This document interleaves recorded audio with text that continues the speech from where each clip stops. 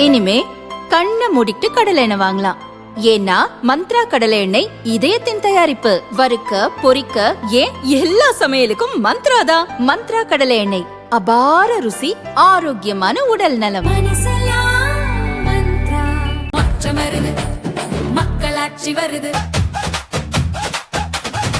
நல்லாட்சினா எடப்பாடியார் தான். வாக்களிப்பீர் இரட்டை இலையே. வணக்கம். செய்தி சுருக்கம். செந்தில் பாலாஜியின் நண்பர் உறவினர்கள் வீடுகளில் ஐடி ரைடு.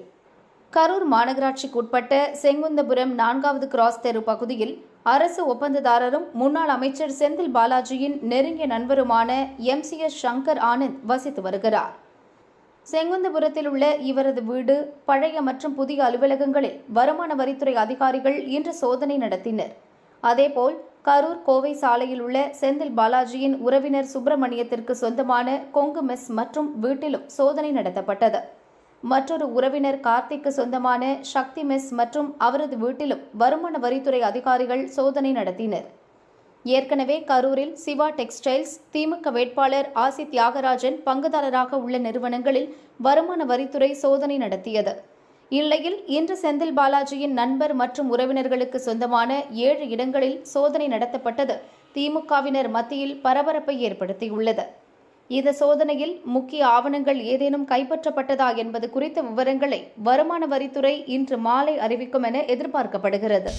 மாநில உரிமைகளை நொறுக்குவதா கடும் விளைவுகளை சந்திக்க நேரிடும் மத்திய அரசுக்கு ஸ்டாலின் எச்சரிக்கை.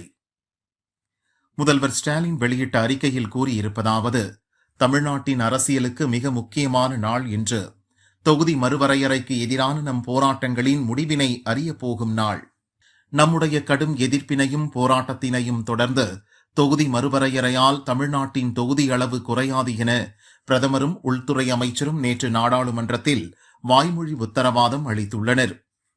ஆனால் சொல் ஒன்று செயல் வேறு என்பதாக இவர்கள் தாக்கல் செய்துள்ள சட்ட முன்வடிவு முழுக்க முழுக்க ஏமாற்று திட்டமாக இருக்கிறது. இதை நம்பவும் முடியாது, ஏற்றுக்கொள்ளவும் முடியாது என திட்டவட்டமாக நிராகரிக்கிறோம். இந்த சட்ட முன்வடிவில் தொகுதி மறுசீரமைப்பு ஆணையத்துக்கு அளிக்கப்பட்டுள்ள அதிகாரங்கள் மூலம் இவர்கள் நினைத்தால் நினைத்த நேரத்தில் நினைத்த முறையில் எப்போது வேண்டுமானாலும் எதிர்காலத்தில் இவர்களுக்கு சாதகமான வகையில் இந்திய மாநிலங்களின் தொகுதி அளவை மாற்றியமைத்துக் கொள்வதற்கான வழிவகைகள் இந்த கருப்பு சட்டத்தில் இடம்பெற்றுள்ளன.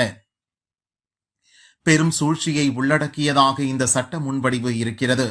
அவசர கதியில் இதனை நிறைவேற்றக்கூடாது. மத்திய அரசு இதனை முழுவதுமாக திரும்ப பெற வேண்டும். எண்ணிக்கை பலம் இருக்கிறது என்ற திமிரில் எங்களின் எதிர்ப்பை மீறி இதனை நிறைவேற்றினால் அதற்கான விளைவுகளை தமிழ்நாட்டில் நீங்கள் சந்திக்க வேண்டியிருக்கும். நேரு ஹிந்தியை திணிக்க மாட்டோம் என்றார். அவர் இருந்தவரை அந்த உறுதிமொழியை காப்பாற்றினார்.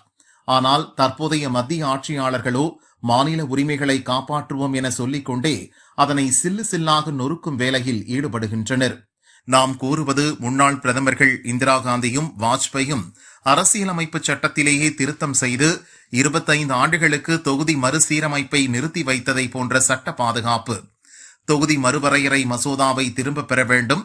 தமிழ்நாட்டின் குரலுக்கு மத்திய பாஜக அரசு செவிசாய்த்தே ஆக வேண்டும் என ஸ்டாலின் கூறியுள்ளார். முதல்வராக இருக்கணும், நான் ஏமாந்து விட்டேன். ஈரோடு மாவட்டம் பவானி தொகுதியில் செங்கோட்டையன் பிரச்சாரம் செய்தார். ஜெயலலிதாவுக்கு பிறகு சீனியர் என்ற முறையில் தனக்கு வரவேண்டிய முதல்வர் பதவியை கடைசி நிமிடத்தில் கைவிட்டு போனது எப்படி என்பது பற்றி செங்கோட்டையன் பேசினார். ராத்திரி வரை நான் தான் முதல்வர், விடிந்ததும் எல்லாம் மாறிவிட்டது என கூறினார். தோல்வி பயத்தில் மக்களை திசை திருப்பும் ஸ்டாலின். முதல்வர் ஸ்டாலினுக்கு தோல்வி பயம் வந்துவிட்டது. அதனால்தான் தொகுதி மறுவரையறை விவகாரத்தில் என்னென்னவோ சொல்லி மக்களை திசை திருப்பி வருகிறார் என நடிகை குஷ்பு கூறினார். திமுக பொறுத்த வரைக்கும், முதலமைச்சர் ஸ்டாலின் அவர்கள் பொறுத்த வரைக்கும், எது கொண்டு வந்தாலும் அதுக்கு மக்களை திசை திருப்புறதுக்காக இந்த மாதிரி ஒரு செயல் நடந்துட்டுருக்கு. தோல்வி அவங்கள நோக்கி போயிட்டுருக்கு. அது அவங்களுக்கு நல்லாவே தெரியும். அந்த தோல்வி அடைய போகிறோம், அது பார்க்கும்போது அவர் இந்த மாதிரி செயல்கள் பயன்படுத்திட்டு இருக்காரு. அது ஒரு முதலமைச்சருக்கு நல்லதில்லை. அவர் shows in a very bad light. ஏன் இவ்வளோ டீலிமிட்டேஷன் பற்றி பேசுகிறாரு? 33% பெண்களுக்கு ஒரு ரிசர்வேஷன் பில் வந்திருக்கு. அதுக்கு ஒரு வாழ்த்து தெரிய வச்சாரா? அதுக்கு ஒரு வாழ்த்து தெரிய வைக்கல. நீங்கள் டீலிமிட்டேஷனுக்கு நீங்கள் அப்போஸ் பண்ணுறீங்க. கருப்பு கொடி காட்டுறீங்க, கருப்பு துணி அணிந்து பிளாஸ்டிக் லைட்டரில் பற்ற வைக்கிறீங்க. ஆனால் இந்த 33% பெண்களுடைய எம்பவர்மெண்ட்காக பெண்களுக்காக திமுக திராவிடியன் மாடல் சொல்லிட்டு இருக்கிறாரு. அதுக்கு ஏன் வாழ்த்து சொல்லலை? அதை ஏன் பெண்கள் சார்பாக அவங்களுக்கு வாழ்த்து சொல்லலை? பெண்களுக்கு ஏன் வாழ்த்து சொல்லலை? பிரதமருக்கு வேண்டாம், நீங்கள் உங்களுக்கு பிரதமர் பிடிக்காது, ஆனால் பெண்களுக்கு வாழ்த்து சொல்லலாம்ல, அதுவும் பண்ணலை ஏன்? கரண்ட் கட் ஆகுதுன்னு புகார் தந்தா கேபிள் போட நாங்க காசு தரணுமாம். ஆத்திரத்தில் வீதிக்கு வந்த மக்கள்.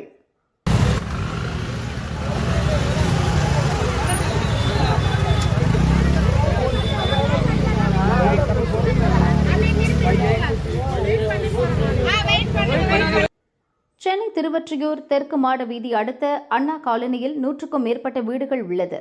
இங்கு கடந்த 10 நாட்களாக அடிக்கடி மின்சாரம் துண்டிக்கப்பட்டது. அதனை மின்வாரிய ஊழியர்கள் தற்காலிகமாக சரி செய்துள்ளனர். வியாழனன்று இரவு உயர் மின்னழுத்தம் ஏற்பட்டு மீண்டும் மின்சாரம் துண்டிக்கப்பட்டது. இதனால் வீடுகளில் உள்ள டிவி, ஃப்ரிட்ஜ் உட்பட மின் சாதனங்கள் பழுதானது. இதுகுறித்து அப்பகுதி மக்கள் மின்சார வாரிய அதிகாரிகளிடம் புகார் அளித்துள்ளனர். ஆனால் அவர்கள் அலட்சியமாக பதில் சொன்னதாக தெரிகிறது. பிரச்சனையை சரி செய்ய வேண்டுமென்றால் புதிய கேபிள் அமைக்க வேண்டும், அதற்கு நீங்கள்தான் பணம் கொடுக்க வேண்டும் என கூறியுள்ளனர். இதனால் ஆத்திரமடைந்த மக்கள் தெற்கு மாட வீதி பிரதான சாலையில் மறியல் செய்தனர். திருவொற்றியூர் இன்ஸ்பெக்டர் அலெக்ஸ் அவர்களிடம் பேச்சுவார்த்தை நடத்தினார். மின்சார வாரிய உயர் அதிகாரிகளுக்கு தகவல் சொல்லப்பட்டது. மின்வெட்டு பிரச்சினை சரி செய்யப்படும் என போலீசார் உறுதியளித்த பிறகு மறியலில் ஈடுபட்ட மக்கள் கலைந்து சென்றனர்.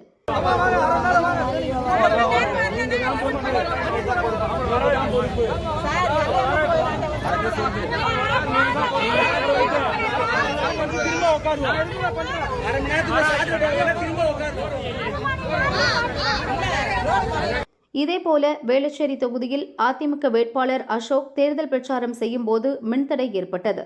அவருடன் வந்த நிர்வாகிகள் தங்கள் செல்போன் லைட் வெளிச்சத்தின் உதவியுடன் வாக்கு சேகரிப்பில் ஈடுபட்டனர். அப்போது பொதுமக்களிடம் பேசிய அசோக், தான் ஓட்டு கேட்க செல்லும் இடங்களில் எல்லாம் இதுபோல மின்சாரம் துண்டிக்கப்படுகிறது என வருத்தம் தெரிவித்தார். தோப்பு கரணம் போடு, உயிர் போகும் வரை சித்திரவதை, கண்மாயில் வீசப்பட்ட இளைஞர். சிவகங்கை மாவட்டம் ஆரோக்கியபுரத்தைச் சேர்ந்தவர் லோகநாதன், வயது 23. வியாழனன்று மாலை தனது நண்பர்களுடன் பைக்கில் மலைக்குடிப்பட்டி டாஸ்மாக் கிளம்பினார். திருமயம் அடுத்த கோனப்பட்டு விலக்கு ரோடு அருகே சென்றபோது ரவுடி சதீஷ்குமார் கும்பல் அவர்களை வழிமறித்தது.